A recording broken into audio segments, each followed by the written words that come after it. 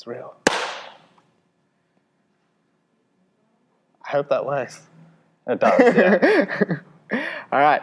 Hey guys, welcome again to the RAW Barbell Club Podcast. This is our first filmed interview. So welcome whoever watches film stuff. I'm Andy. And I'm Tyson. Welcome to RAW Barbell Club. It just flips the viewer's expectation. Yeah, it does. All right, so guys, I'm super excited. Today we have Tyson Edwards, the Tyson Edwards, on the podcast.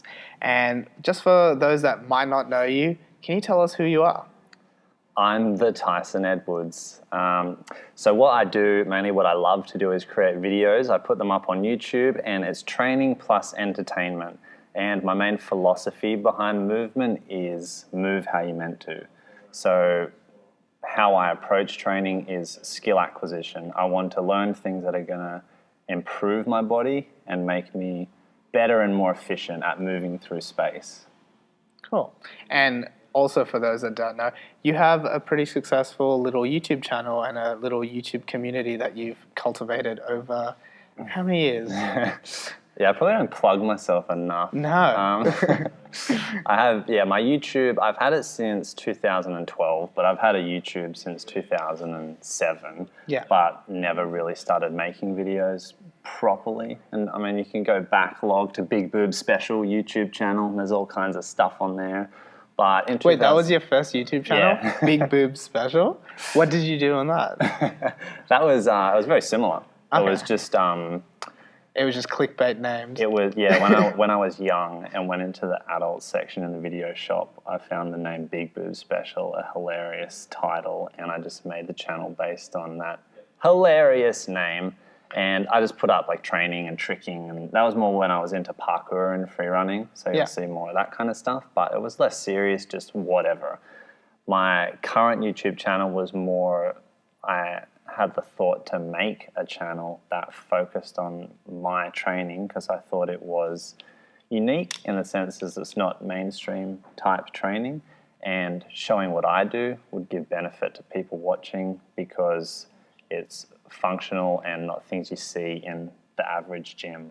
And that's kind of where it birthed from. It was like, here's just my training. Then I wanted to talk to the camera and show my training. Then I wanted to do dumb shit and show my training in combination. So it all just kind of grew from wanting to bring what I already do just onto video because I have that love for video making. What I really like is on your Instagram handle, it actually says what you do, and it's information and lols. And that, I think, like perfectly summarizes like workouts and lols. It took ages to, I mean, not even that I'm happy with that, but it took ages to come up with something that summarized what I do because I have a very eclectic amount of interests that go on the channel. There's comedy, there's tutorials, there's training series on Olympic lifting, but then there's also ones on bodyweight strength training.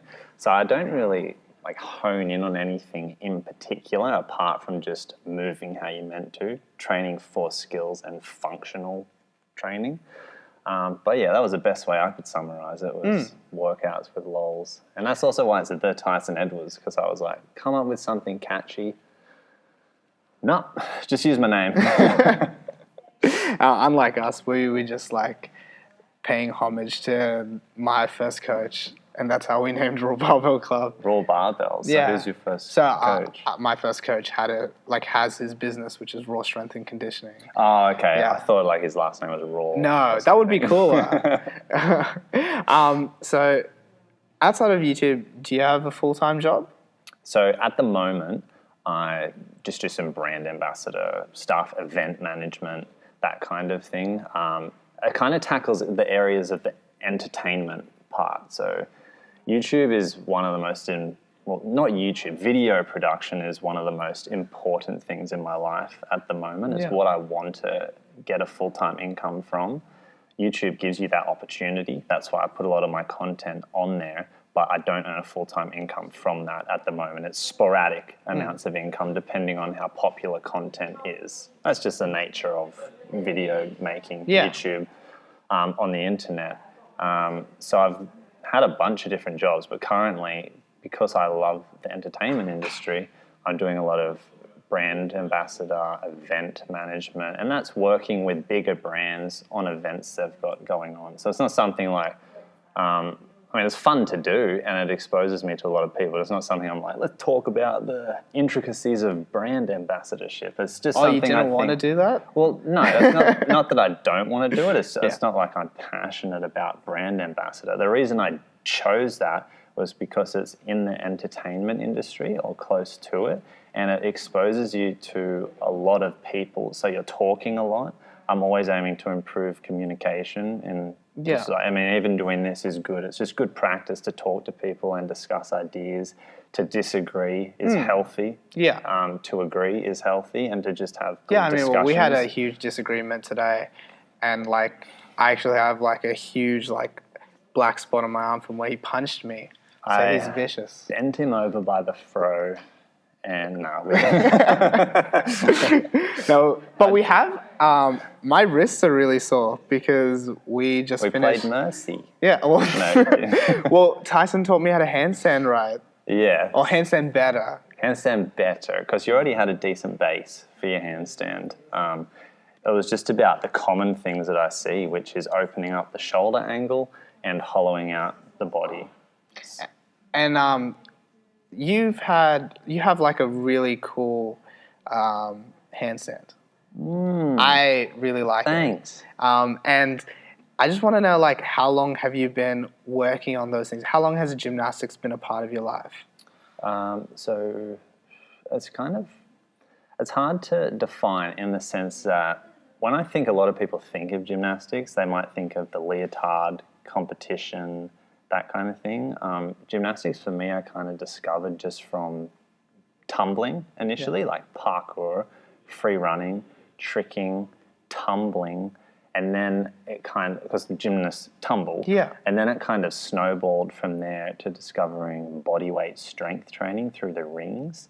And then I became interested in the other elements like the P-bars and high bar, the pommel horse. I'm just going to name them all, the vault. But I've never been a competitive gymnast. Yeah. But a lot of the movements I do are deep rooted within gymnastics. So I've been doing, I discovered the broader gymnastics elements like the P-bars, high bar and all that, what I was saying when I was about 19. But you'd been tricking before then? Yeah, but I've been tumbling. What's tricking, just for people? Tricking is a shortening of martial arts tricking. And it's not a martial art in that you would use it for a self-defense, even though that would be freaking epic. It's the showy side of martial arts, so all the kicks and twists and the odd punch, but it's mainly the kicking elements. So it's almost like the Hollywood side of what you might actually use in a fight. It's the very cool side of it and the impractical side if you got confused with the term martial art. But yeah, it's really good, very acrobatic, and it kind of blended in for me with the tumbling and the free running. So I was doing all of that, and that bled over into what gymnastics was. So I felt like I already had a little bit of a base in understanding gymnastics, because you would go to a gymnastics facility to tumble, and you would sometimes have a go on rings and high bar, but I didn't really get fully into that till I was 19, and the tumbling and parkour was from about 14, 15. Before that, because I know you'll ask, it was athletics, which was when I was a child. It was, sprinting, long jump, triple jump, the basics of human movement is how I kind of say it. So that's kind of my history of what led from as a child up to the gymnastics and the body weight training that I maintain today. And going back to what I know the first question was, we have a habit of going down different roads. We've just been going back and forth the whole day. The handstand, I've probably been doing handstands since I was a teenager, on and off. But it's another one of those things where, there's probably certain sessions that I did that really improved it. But honestly, if people look at my handstand and go, wow, that's so good, I wish I had a handstand like that. It's also, there's things you can do that session, but I've also been doing it, say, 12 years. So it's a mix of those. I've been doing the handstand a long time, and practice makes perfect with those kinds of things. It's the same with like snatch or clean and jerk. There's certain things you can do to fix your snatch immediately or to drill to improve, but compare that to just if you have been snatching for 10 years, it's the same but different in terms of why it's good or not. You got the right cues. You've just been practicing for that damn long. Yeah. And so that brings us obviously in a brilliant segue into weightlifting, because this is a weightlifting podcast. Oh, what? Yeah. See ya.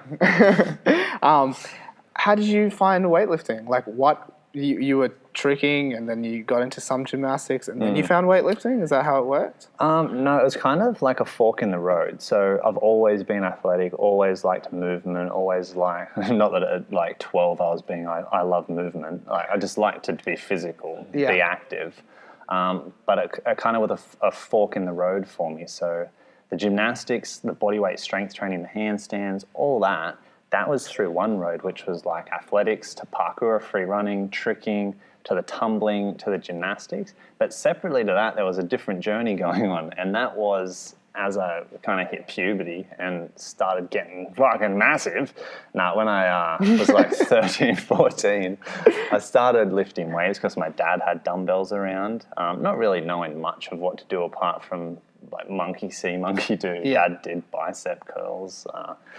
And I'd do stuff like that. But then I think from memory, the catalyst was pumping iron. I'm sure this is such a template story, I watched Pumping Iron and got into it. So I watched Pumping Iron and really enjoyed it. Can you do the rest of the podcast in that voice? I'll actually do it in Snape's voice because that was really cool. I really enjoyed Pumping Iron. My friend watched it too. It always helps when you have a friend that's interested in this, the same kind of stuff, motivates you to do it. We got into lifting weights, but it was very much the bodybuilding kind of thing. I did that for a few years, which even though I have a lot of, say, critiques about the lifestyle that bodybuilding encourages, given how many people do it, how mainstream bodybuilding is now, it did encourage me to learn about more movements and exercises and also nutrition. Not that I needed it as, like that teenager, but also supplementation. I was learning all the early stages for things that are important for any athlete or someone that's just interested in health to learn. But as time went on, I started to look at bodybuilding as quite inhibitory. I kind of just got to a point where I didn't see going any further would add any more benefit to what I already had. So I wasn't, like 5% body fat and massive and winning competitions.